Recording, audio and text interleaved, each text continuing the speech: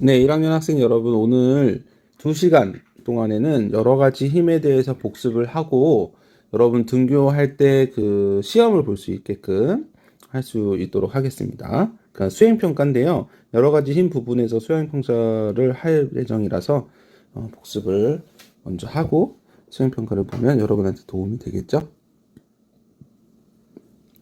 네, 여러 가지 힘에서는 중력, 탄성력, 마찰력, 부력에 대해서 배웠는데 아마 수행평가 내용이 이 힘의 뭐 방향들 아니면 크기들 이런 부분들을 성질들을 알아보는 그런 시험이 될 것 같습니다.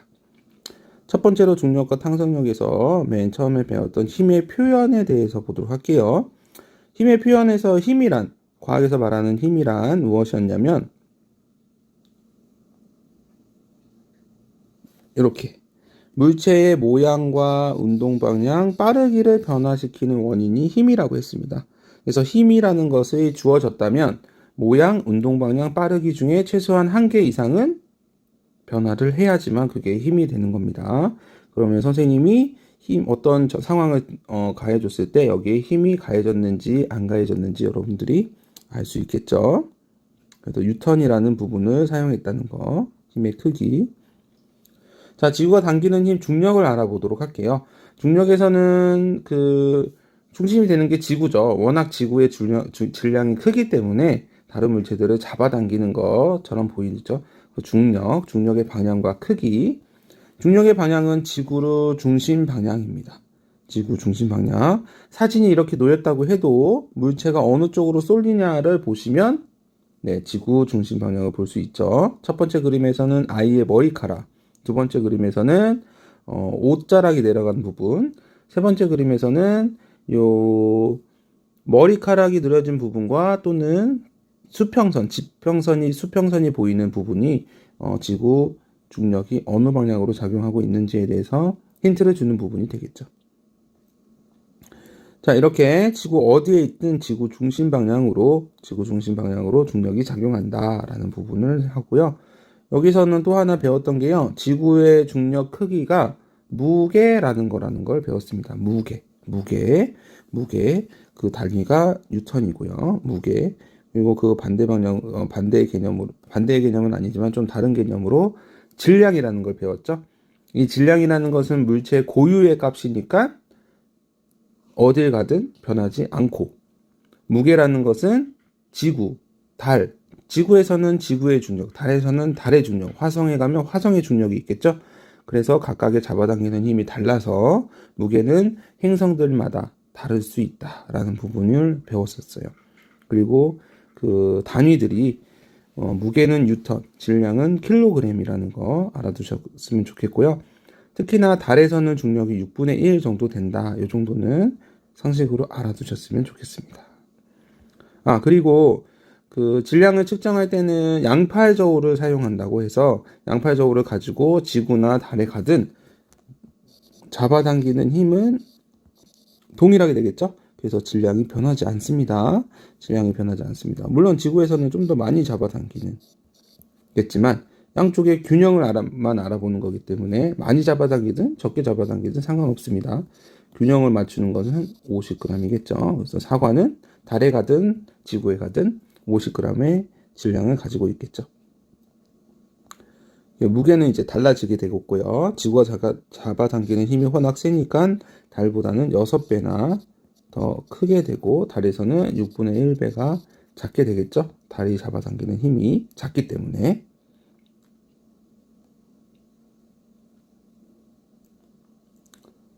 네, 그래서 이번 단원에서는 여러분들이 가장 주의해야 될 게 이제 중력의 방향입니다. 제일 크게 다루고 있는 부분이 중력의 방향이에요. 중력의 방향은 지구 중심 방향이라는 거 꼭 알아두시고요. 거기에서 이제 옆으로 조금 더 나왔던 게 무게와 질량이라는 개념이었습니다. 중력의 크기가 무게이기 때문에 그 무게가 소개되었고요. 무게와 조금 다른 개념으로 변하지 않는 값이었던 질량이 나와서 무게와 질량을 비교해보는 시간을 가졌던 겁니다. 알겠죠? 그래서 선생님이 그림을 제시할 거예요. 여기 보면 자이로 드롭이 아래쪽으로 떨어지고 있으니까 중력의 방향. 고드름이 점점 자라나는 방향이 아래쪽이죠. 물이 아래쪽으로 떨어진다는 거죠. 중력이 아래로 작용하고 있다는 거. 수도꼭지에 물을 틀어놓으면은 아래쪽으로 떨어지고 있다는 거. 뭐 예를 들어서 소방관 아저씨들이 호수에서 물을 뿌린다고 해볼게요. 결국 아래로 줄어들고 있죠. 그래서 여기 계속 이렇게 올라가는 게 아니고 아래쪽으로 줄어들고 있기 때문에 중력이 아래 방향이라는 걸 알 수 있습니다.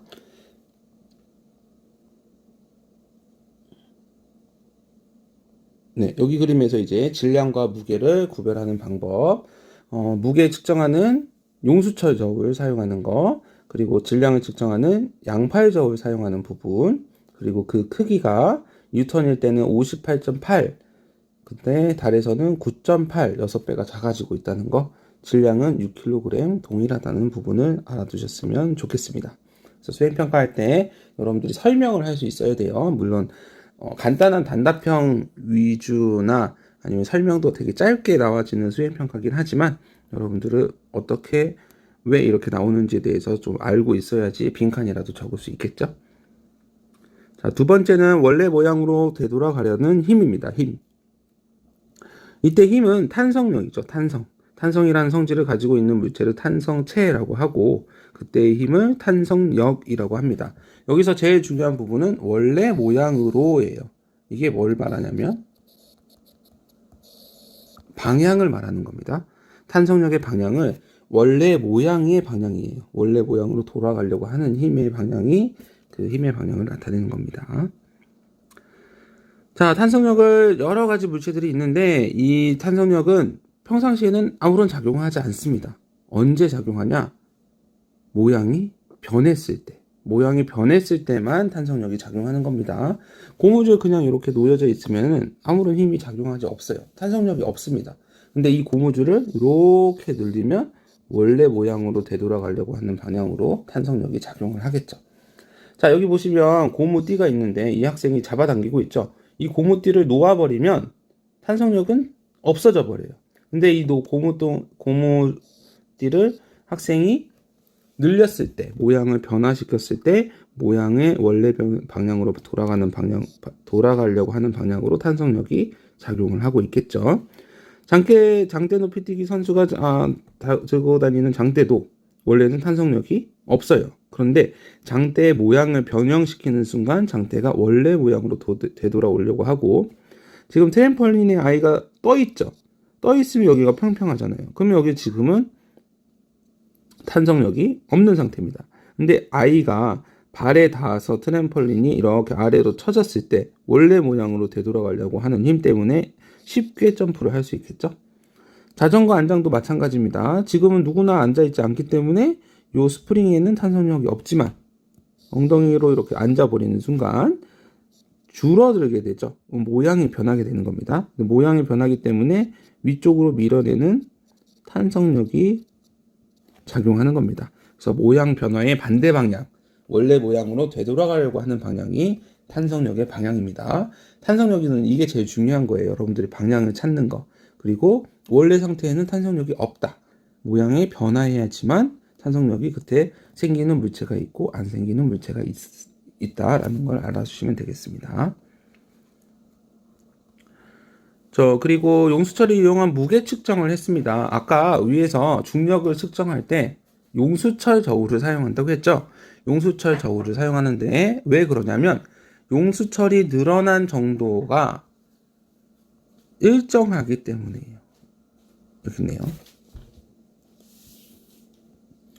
자, 용수철을 하나를 넣었을 때는 1N짜리 추를 달아서 추를 하나를 달았을 때는 용수철이 1cm, 추를 2개 달아서 2N을 가했을 때는 2cm, 3개를 달았을 때는 3cm 이렇게 늘어나는 비율이 일정하죠. 이것 때문에 용수철을 가지고 무게를 측정할 수 있는 겁니다. 알겠죠? 탄성력이 자기의 탄성 한계 안에서는 탄성 한계라는 거 안에서는 가해준의 힘에 늘어나면 늘어날수록 되돌아오려고 하는 탄성력도 같이 늘어나기 때문에 용수철을 이용해서 물체의 무게를 잴 수 있습니다. 자, 여기서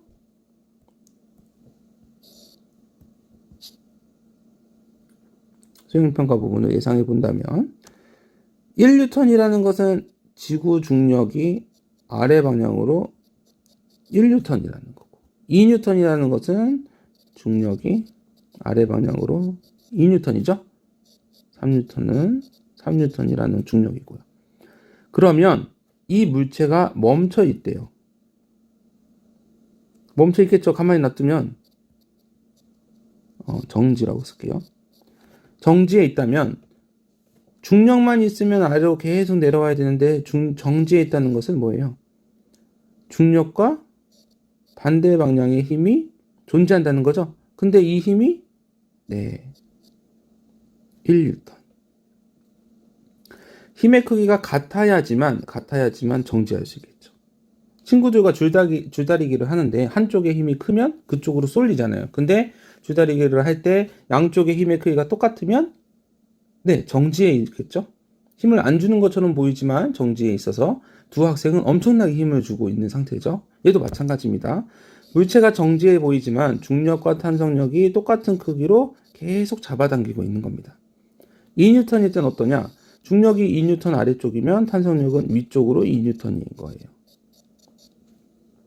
같은 크기의 힘으로 정지해 보이지만은 양쪽에 잡아당기고 있는 부분이고, 얘도 마찬가지죠. 아래쪽에 3뉴턴의 중력이 가해지고 있다는 것은 위쪽으로 탄성력이 3뉴턴으로 힘겹게 잡아당기고 있다는 뜻입니다. 그리고 그 당시에 수업을 할 때 주의해야 될 점 중에 하나가 뭐였냐면, 용수철 저울의 양쪽 끝에서 둘 다 작용하고 있다는 거예요. 알겠죠? 어느 한쪽만 작용하고 있는 게 아니고 두 쪽 다 작용하고 있다는 거 알아두셨으면 좋겠습니다. 그래서 이런 거를 가지고 이제 여러 가지 저울을, 용수철을 가지고 탄성력을 이용해서 저울을 만들어낼 수 있다라는 부분입니다. 알겠나요? 이번 시간에 여러분들 중력과 탄성력 그리고 힘이라는 거, 과학에서 말하는 힘에 대해서 배웠었는데요. 이쪽 부분을 차근차근 한번 천천히 훑어보고요. 그리고 여러분들이 등교 수업을 해서 들어오면 또다시 바로 수행평가를 보는 게 아니고 한두 시간 있다가 보는 거기 때문에 궁금한 점이 있으면 선생님들한테 질문을 하면서 수행평가를 준비하면 되겠습니다. 네, 이상 마치겠습니다.